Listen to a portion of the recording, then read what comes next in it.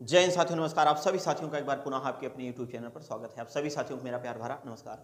भारतीय इतिहास की श्रृंखला में जो हम लोग भारतीय प्राचीन इतिहास पढ़ रहे हैं, इसमें आज हम लोगों का बौद्ध धर्म का दूसरा क्लास है। इससे पहले वाली क्लास में हम लोग गौतम बुद्ध से के जीवन से जुड़ी जो प्रमुख घटनाएं थी, जो शुरुआत की थी, उसके बारे में पढ़ लिए थे।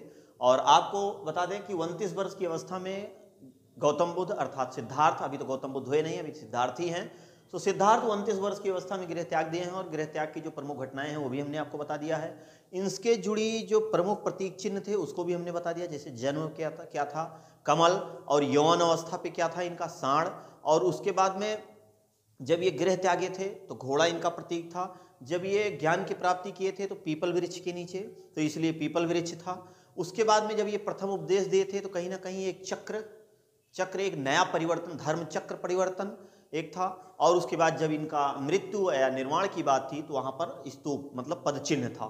उसके बाद प्रमुख घटना की अगर हम लोग बात करें तो जब ये गृह त्याग दिए थे तो गृह त्याग की घटना को महाभिनिष्क्रमण कहा गया था। जब इनको ज्ञान की प्राप्ति हुई थी तो संबोधि कहा गया था। और जब इन्होंने पहला उपदेश दिए जाकर के सारनाथ ऋषि पत्तनम मृगदाव जंगल में, तो उस समय जो है धर्मचक्र परिवर्तन कहा गया। और जब कुशीनगर में इनकी मृत्यु होती है, निर्वाण की प्राप्ति होती है, तो महापरिनिर्वाण कहा गया। तो अब आइए यहाँ से हम लोग देखते हैं आगे की कहानी कि गौतम बुद्ध जो है अब मौके पे इस समय गृह त्याग दिए हैं, मोह माया को छोड़ दिए हैं। और मोह माया को छोड़ के मात्र 29 वर्ष की अवस्था में इन्होंने गृह त्याग दिया है। और जैसे ही ये गृह त्यागे हैं तो ये अनुपीय आम्र उद्यान में ये पहुंचे हैं, जो सबसे पहले वहां का एक नज़दीकी बगीचा था। और इसमें इन्होंने 7 दिन बिताया। कितने दिन बिताए थे? 7 दिन बिताए। और जब यहाँ पे ये 7 दिन बिताए तो 7 दिन बिताने के बाद ये सीधे पहुँचते हैं राजगृह में। और जब ये राजगृह पहुँचते हैं तो उस समय वहाँ का शासक बिंबिसार था। तो आपको हमने पिछले वाले में ही बता दिया कि जब ये राजगृह पहुँचते हैं तो यहाँ का शासक बिंबिसार था। तो इसने क्या किया कि इनसे मिला, और बिंबिसार जब सिद्धार्थ से मिला तो इसको लगा कि नहीं, ये कोई तपस्वी मुनि हैं, इनको किसी ये सत्य मार्ग के लिए निकले हैं। तो इनसे नतमस्तक किया और कहा, महाराज जब आपको ज्ञान की प्राप्ति होगी तो आप मुझे जरूर उपदेश दीजिएगा। उसके बाद फिर जो है गौतम बुद्ध फिर यहाँ से जो है आम्र उद्यान से यहाँ पहुँचे राजगृह में बिंबिसार के यहाँ। फिर यहाँ से ये पहुँच गए वैशाली में। और जब ये वैशाली पहुँचते हैं तो यहीं पर सांख्य दर्शन के आचार्य आलार कालाम से इनकी मुलाकात होती है। से ही इन्होंने पीला वस्त्र धारण किया और यही इनके कहीं ना कहीं आलार कालाम ही बुद्ध के पहले गुरु थे। इन्हीं को क्या माना जाता है? बुद्ध का पहले गुरु। उसके बाद ये पहुंचते हैं राजगृह, पुनः राजगृह पहुंच जाते हैं। और जब ये राजगृह पहुंचते हैं तो वही राजगृह के समीप इनकी मुलाकात होती है रुद्रक रामपुत्र से। किससे होती है? रुद्रक रामपुत्र से। जब रुद्रक रामपुत्र से हुई, रुद्रक रामपुत्र इनके दूसरे गुरु थे और इनसे इन्होंने योग शिक्षा ग्रहण की थी रुद्रक रामपुत्र से। उसके बाद ये सीधे पहुंच गए उर्बेला। यहां से सीधे पहुंचते हैं उर्बेला, और उर्बेला में ये 5 वर्ष तक तपस्या किए। कितने सन्यासियों के साथ मिलके? 5 सन्यासी और इनके साथ आ गए। 5 सन्यासी, ये पांचों सन्यासी जो इनके साथ थे, इन 5 सन्यासियों का नाम था, जो 5 साधक इनके साथ थे, इन 5 का नाम था, इन थे कौंडिन्य, आज, तीसरे अस्सजी, चौथे वप, और 5वें भद्दिये। ठीक, ये 5 जो साधक इनके थे, यही 5 गए थे गौतम बुद्ध अर्थात सिद्धार्थ के, जब इनके पिताजी बुलाए थे सिद्धार्थ के इनका जो है कुंडली बनवाने के लिए, तो यही 5 साधक गए थे। और ये 5 साधक जो थे वो 5 वर्ष तक तपस्या किए उर्वेला बोधगया में। नदी कौन सी थी? तो निरंजना नदी के तट पर। निरंजना नदी को फल्गु नदी भी कहा जाता है, फल्गु नदी के नाम से भी जाना जाता है। तो निरंजना नदी के तट पर उर्बेला बोधगया में ही ये क्या किए? तपस्या किए। और यहीं का एक राजा था और उसकी एक पुत्री थी जिसका नाम था सुजाता। तपस्या चल रही थी, सुजाता नाम की कन्या थी। उसने क्या किया? जो है खीर पकौदन बना के लाई, और खीर पकौदन को सिद्धार्थ खा लिए अर्थात गौतम बुद्ध खा लिए। तो ये जो 5 इनके और सन्यासी थे बुद्ध से नाराज हो गए। उन लोगों ने कहा कि अगर आप खीर खा लिए हैं तो जो है तपस्या के दौरान इस तरीके से नहीं ठीक है, नाराज हो गए। अब ये पांचों लोग नाराज हो गए। जब पांचों लोग नाराज हो गए खीर खाने के बाद, तो स्थिति अब बदल गई, तो नाराज हो गए, तो सुजाता नाम के कन्या की हाथ से भोज सामग्री ग्रहण कर लिए। इससे नाराज होकर पांचों सन्यासी नाराज होकर इनका साथ छोड़ दिए। जब पांचों लोग इनका साथ छोड़ दिए, किसका? गौतम बुद्ध का, तो ये पांचों लोग चले गए कहां? ऋषि पत्तनम में चले गए। कहां पड़ेगा? सारनाथ, पत्तनम सारनाथ का एक जंगल था, मृगदाव जंगल। मृगदाव जंगल में चले गए ऋषि पत्तनम। ये पांचों, चाहे वो कौंडिन्य हैं, आज हैं, अस्सज हैं, वप हैं, भद्दिये, ये पांचों लोग इनका साथ छोड़कर चले गए कहां? मृगदाव जंगल, सारनाथ, ऋषि पत्तनम। अब ये अकेले पड़ गए गौतम बुद्ध अर्थात सिद्धार्थ। तो सिद्धार्थ क्या किए? उरुबेला से वहीं बगल में गया है, गया जिला बिहार में, ठीक, ये वहां गए और एक वृक्ष के नीचे, यहीं पर पीपल वृक्ष के नीचे अपनी समाधि लगाई, तपस्या प्रारंभ की। और जिस दिन ये भोज सामग्री ग्रहण किए थे, उसी के ठीक 8वें दिन इनको ज्ञान की प्राप्ति हो गई।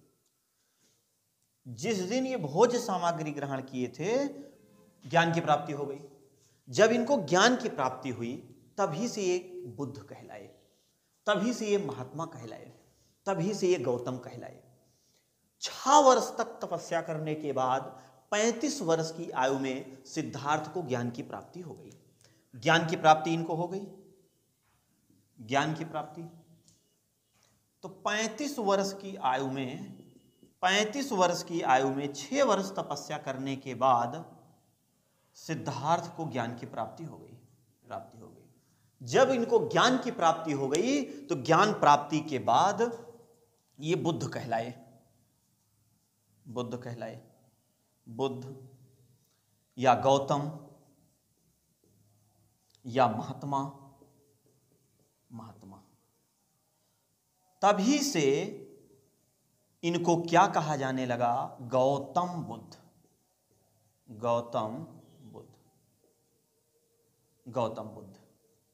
अब ये गौतम बुद्ध हो गए 35 वर्ष की आयु में। अब जब इनको ज्ञान की प्राप्ति हो गई, जिस चीज के लिए ये निकले थे, जब इनको ये प्राप्त हो गया, तब इन्होंने कहा कि हमने जितने जितने लोगों को वादा किया है, जहां जहां हम जाने की बात कहे हैं, वहां तो अब हमको जाना ही पड़ेगा। लेकिन इन्होंने सबसे पहले उनको ध्यान किया जो इनके साथ पांचों सन्यासी, इनके साधक जो थे, इनके सहयोगी जो थे, वो तपस्या कर रहे थे और इनका साथ छोड़कर चले गए थे। तो बुद्ध ने कहा कि सबसे पहला उपदेश हम उन्हीं पांचों सन्यासियों को देंगे जो मेरा साथ छोड़कर चले गए हैं, ताकि उनके मन में किसी भी प्रकार की कोई दिक्कत ना आए। लेकिन उससे पहले जो है, गौतम बुद्ध को जब ये हुआ कि लगातार 5 वर्ष तक बिना इस तरीके से लगातार हम लोग तपस्या करते रहे, रुक रुक के या खान पान बीच बीच में नहीं किए, लेकिन जैसे ही हम खाए थोड़ा सा और उसके बाद तपस्या करना शुरू किए, उसी के ठीक 8वें दिन ज्ञान की प्राप्ति हो गई। तब यहीं पर इन्होंने इसी कारण से मध्यम प्रतिपदा की बात कही। क्या बात कही? मध्यम प्रतिपदा। कब इन्होंने किया? जब इनको जो है ज्ञान की प्राप्ति हो गई। तो गौतम बुद्ध को निरंजनाया फल्गु नदी के तट पर, बोध गया अर्थात गया विहार में, इनको ज्ञान की प्राप्ति पीपल वृक्ष के नीचे फल्गु या निरंजना नदी के तट पर होता है। और उसके बाद अब ये धीरे धीरे क्या करते हैं? उपदेश देने के लिए तैयार होते हैं। लेकिन सबसे पहला उपदेश इन्होंने कहाँ दिया? सबसे पहला उपदेश। अब ज्ञान प्राप्ति की घटना को क्या कहा गया? हमने पहले ही बता दिया था, संबोधि कहा गया ज्ञान प्राप्ति की घटना को। इस घटना को क्या कहा गया? संबोधि। ये सब पहले हमने आपको बता दिया है, संबोधि। तो ज्ञान प्राप्ति की घटना को क्या कहा गया? संबोधि कहा गया। ठीक। अब इसके बाद इनको ज्ञान की प्राप्ति हुई, संबोधि कहा गया। इसका जो प्रतीक चिन्ह पीपल वृक्ष के नीचे था, इसलिए पीपल वृक्ष है। अब उसके बाद ये सीधे पहुंचते हैं सारनाथ, ऋषि पत्तनम, वही मृगदाव जंगल जहां पे ये लोग गए हैं पांचों सन्यासी। इन्होंने कहा सबसे पहले हमको उनको उपदेश देना है, नहीं तो उनके मन में गलत विचारधारा आ जाएगी। और ये सीधे पहुंच गए वहीं पर। लेकिन जिस जंगल में जहां पे इनको ज्ञान की प्राप्ति हुई थी, जिस स्थान पर, वहां पे इनको 2 साधक मिल गए, 2 बंजारा थे। एक का नाम था तपस्सु, एक का नाम था भल्लिक। लेकिन तपस्सु और भल्लिक को इन्होंने उपदेश नहीं दिया, ना ना ना ना ना, केवल इनके एक तरह से कह सकते हैं कि वो बन गए साधक शिष्य, इनके पीछे पीछे चलने लगे। उन लोगों को लगा नहीं इस आदमी के साथ रहना बहुत ठीक है, तो वो दोनों दो बंजारे जो थे तपस्सु और भल्लिक, वो इनके शिष्य बन गए और इनके साथ साथ चलने लगे। शिष्य क्या साधक, कभी इनको उपदेश नहीं दिए हैं। फिर ये पहुंचते हैं सारनाथ ऋषिपत्तनम और मृगदाव जंगल में। वही पांचों सन्यासियों को इन्होंने अपना पहला उपदेश दिया जो इनका साथ छोड़ के चले आए थे। इनको बताया कि पेशेंस रखना बहुत जरूरी है।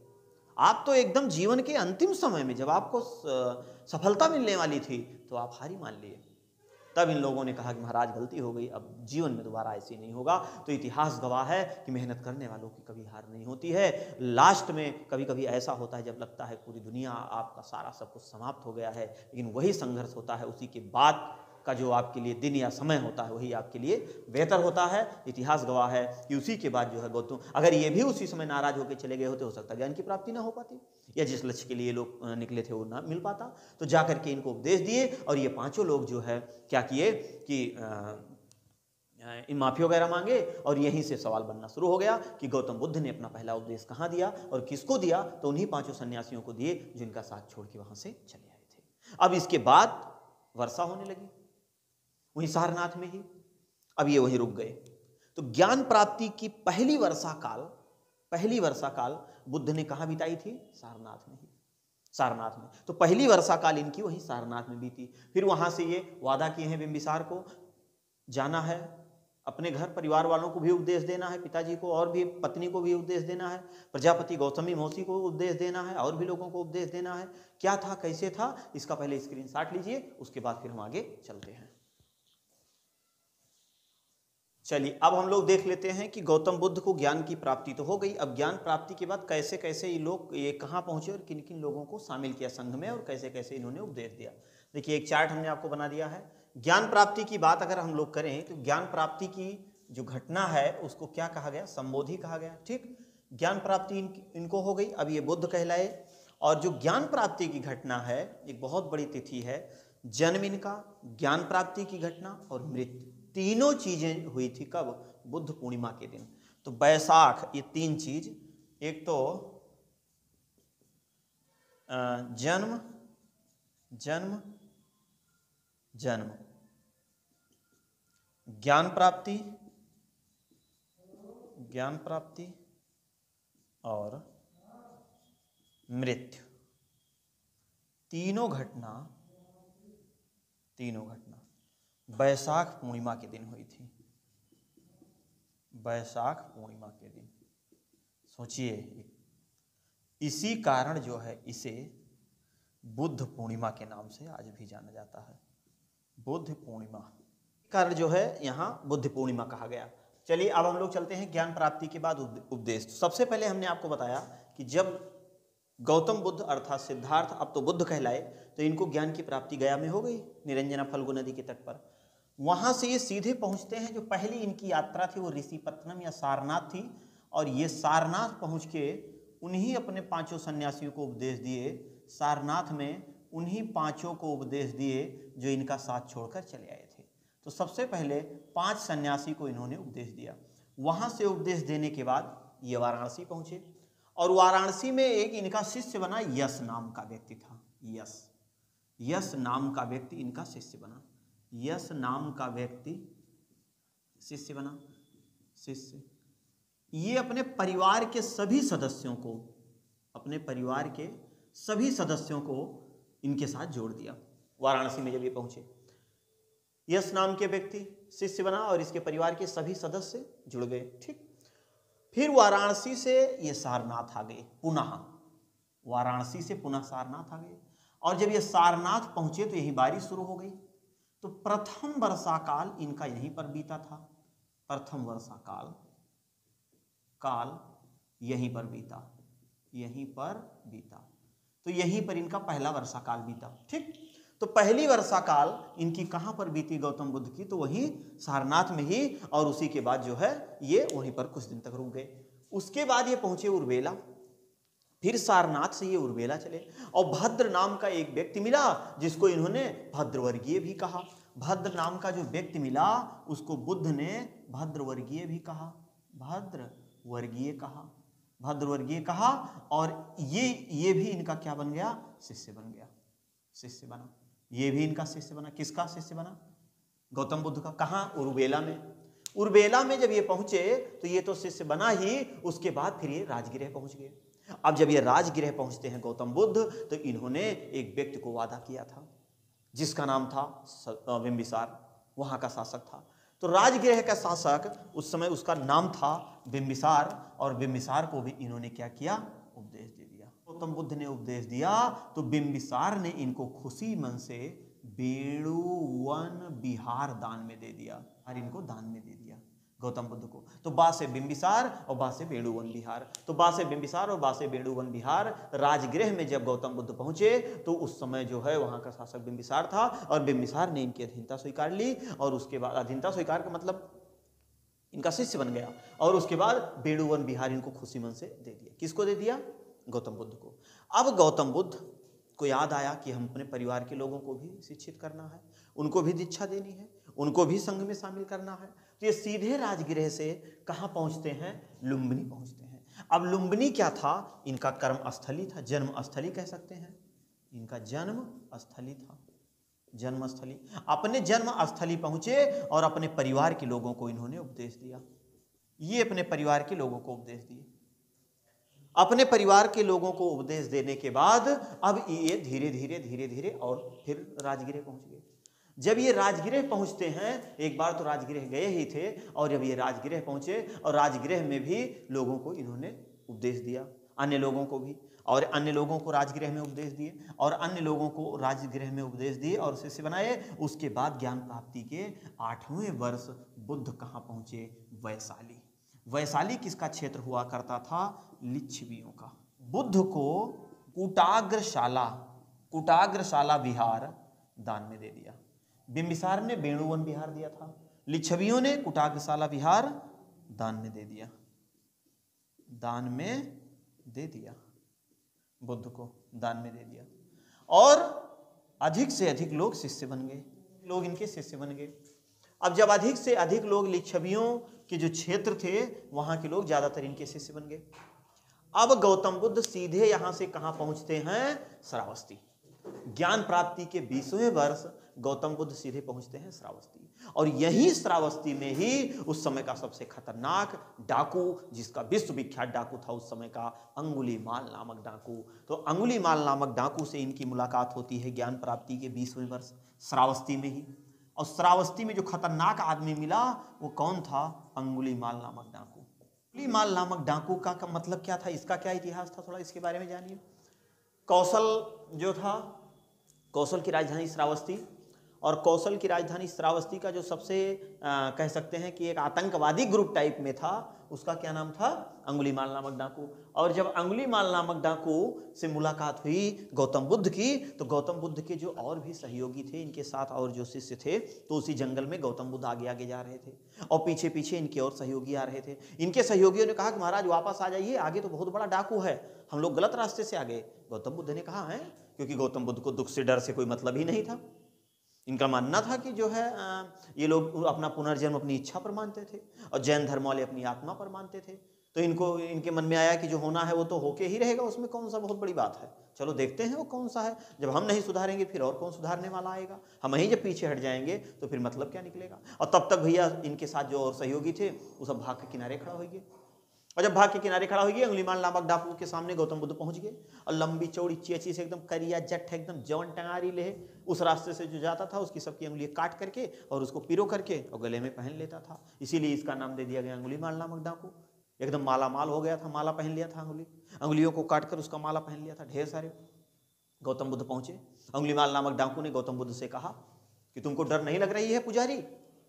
गौतम बुद्ध ने कहा, यार हमको कौन सी डर, डर तो तुम्हारे आंख में दिख रही है। अंगुलीमाल नामक डाकू ने कहा, ये आज तक तो हमको तो आज तक कोई तेरे बेते कहा ही नहीं है, और ये कौन आदमी आ गया जो मुझसे जो है आज जबान लड़ाना शुरू कर दिया। अंगुलीमाल नामक डाकू ने कहा कि तुमको डर नहीं लग रही? अरे कहीं महाराज डर तो तुम्हारे आंखों में दिख रही है, तुम टंगारा लेके इतनी अंगुलियां पहने हो, इसका क्या मतलब है? डर तुम्हारी, लो हमारी अंगुली भी काट लो। अब इसकी हालत खराब हो गई। कहा, ये तो भैया आज तो जोन खतरनाक मामला हो रहा है। कहीं इन काटो उंगली, देखें अब वो रुक गया। और जो इनके शिष्य थे जो है गौतम बुद्ध के, वो सब पेड़ों से छुप छुप के ऐसे झांकत रहे कि भाई भैया महाराज का देखो विकेट गिराए दे। इतने डरे, जब डरे थे तो तुम लोग शिष्य काहे बन गए इनके। लेकिन ऐसे गौतम बुद्ध को सलाम कि अंगुलीमाल नामक जैसे डाकू को इन्होंने अपना शिष्य बनाया। अंगुलीमाल नामक डाकू, लगातार डिबेट होता रहा दोनों लोगों में। गौतम बुद्ध ने कहा एक काम करो, तुम जाओ अपने घर और अपने घर वालों से पूछो कि ये जो तुम पाप कर रहे हो क्या इसके भागीदार तुम्हारे घर वाले होंगे। कहा तू हमें जुगाड़ लगा रहे हो, अभी हम चले जाएंगे घर और तुम भाग जाओगे यहाँ से। अरे कहीं हमारा शर्म बांध दे लाए कहीं पेड़े वेड़े में। और उस के दिमाग काम किया, इनको बांध दिया गौतम बुद्ध को और अपने घर पे गया। और घर पे जब गया पत्नी से पूछा कि जो हम ये पाप कर रहे हैं इसके भागीदार तुम लोग हो। कही कटा उठाई से हंसिया गोड़ा और जो छर्रा कोनिया प्याली कुल डंडा उठाई दौड़ा इनका भागे दिया। ये भागत भागत भागत भागत आए और गौतम बुद्ध के पैरों पर धड़ाक से गिर गए। लंबी चौड़ी चेचिस रहा भाई, जब गिरा घपाक से तो और जो इनके शिष्य थे गौतम बुद्ध के जो पेड़े वेड़े के छुपान रहे, उन्होंने धीरे धीरे कॉलर टाइट करके पहुंचे। लग रहा है तो इनका शिष्य बन गया। तो आज जो है सूर्य पूरब से दक्षिण उग रहा है, कहीं हाँ एकदम सही है मामला। तो अंगुलीमाल नामक डाकू फिर गौतम बुद्ध का शिष्य बन गया। और वहीं पर इसने जो है बुद्धम शरणम गच्छामि, संघम शरणम गच्छामि, धम्मम शरणम गच्छामि। बौद्ध धर्म संघ, ये बुद्ध धर्म संघ ये बौद्ध धर्म की क्या है, त्रिरत्न है। बौद्धों इनकी जो भाषा थी वो पाली भाषा थी, और पाली भाषा लोगों को समझने में थोड़ी सी आसान थी। प्राकृत और अर्धमागधी भाषा कठिन थी। इसकी वजह से जैन धर्म का उतना तेजी से विकास नहीं हो पाया जितना तेजी से बौद्ध धर्म का विकास हुआ। ठीक, अंगुलीमाल नामक डाकू भी इनका शिष्य बन गया। जब अंगुलीमाल नामक डाकू शिष्य बन गया तो चारों तरफ जो है ये बुद्ध का शिष्य बन गया हो गया। पूरे श्रावस्ती में हल्ला हो गया कि अंगुलीमाल नामक डाकू जो जल्लाद था वो गौतम बुद्ध का शिष्य बन गया। चारों तरफ हाहाकार मच गया। सब लोग इनसे जुड़ने के लिए लालायित हुए कि महाराज हमको भी उपदेश दीजिए, हमको भी उपदेश दीजिए, हमको भी उपदेश दीजिए। तो यहीं से एक सवाल बनता है कि गौतम बुद्ध ने सबसे ज्यादा शिष्य कहाँ बनाए थे, तो श्रावस्ती में बनाए थे, कौशल की राजधानी श्रावस्ती। सबसे ज्यादा उपदेश इन्होंने कहाँ दिया, श्रावस्ती। सबसे ज्यादा दिनों तक इन्होंने अपना जीवन कहाँ बिताया, तो श्रावस्ती। 3 सवाल यहां से बनते हैं, क्या क्या था, सर्वाधिक 3, सर्वाधिक इन्होंने शिष्य बनाया,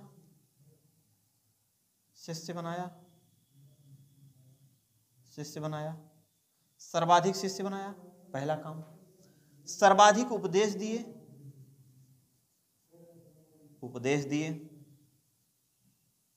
सर्वाधिक उपदेश दिए, और सर्वाधिक समय दिए, यहां एक समय बिताए।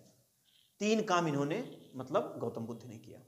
अब धीरे धीरे इनका भी समय समाप्त होगा। अब ये बुजुर्ग हो गए। अब ये पहुंचते हैं अपने जीवन के लगभग अंतिम क्षण में चल रहे हैं। अब ये पहुंचते हैं पावापुरी। अब ये जब पावापुरी पहुंचते हैं तो पावापुरी में इनकी मुलाकात होती है सुबद्ध, क्या नाम था, चुंद नामक एक इनका बहुत प्रिय शिष्य था। तो पावापुरी ये पहुंचे और एक इनका जो शिष्य था उसका नाम था चुंद शिष्य था। यह एक सोनार या लोहार था, सोनार या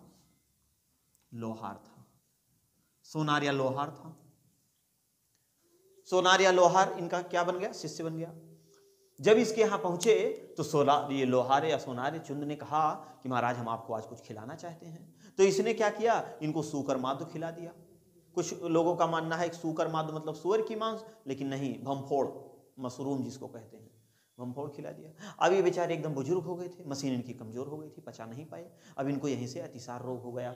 तो जब सूकर मादु यहाँ पे खाए, मशरूम जिसको कहते हैं लोग, मशरूम को जो है वो नॉनवेज की श्रेणी में रखते हैं, सूकर मादु खा लिए मशरूम, और अब यहीं से ये बीमार हो गए। इनको अतिसार रोग से ये पीड़ित हो गए।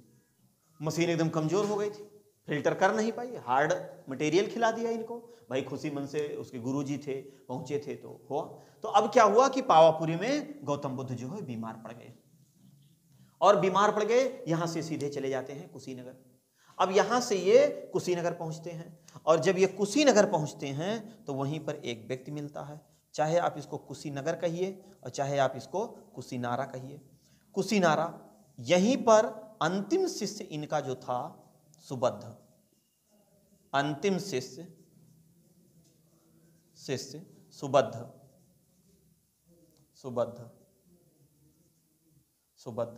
अंतिम शिष्य इनका था सुबद्ध। और सुबुद्ध को इन्होंने क्या किया, अंतिम उपदेश दिया। सुबुद्ध नाम के व्यक्ति को गौतम बुद्ध ने अंतिम उपदेश दिए और वहीं पर 83 वर्ष की अवस्था में, 83 वर्ष की अवस्था में, मतलब 80 वर्ष की अवस्था में 483 ईसा पूर्व निर्वाण को प्राप्त हो गई, उनकी मृत्यु हो गई। कहाँ पे होती है, तो कुशीनगर में। उस समय मगध का शासक कौन था, अजातशत्रु। अजातशत्रु के शासन काल के ठीक 8वें वर्ष गौतम बुद्ध को निर्वाण की प्राप्ति हो गई, 483 ईसा पूर्व। तो 483 ईसा पूर्व इनकी मृत्यु होती है।